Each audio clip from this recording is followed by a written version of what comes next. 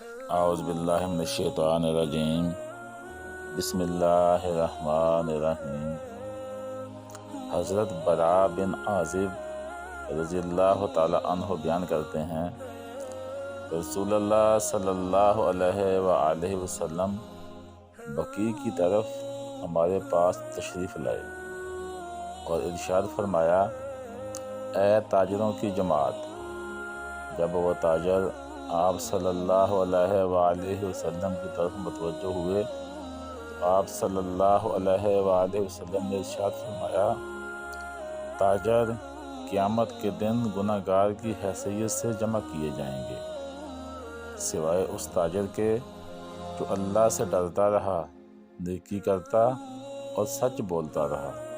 اللہ تعالیٰ سے دعا ہے کہ اللہ پاک ہمیں نیکی کرنے اور سچ بولنے کی توفیق عطا فرمائے۔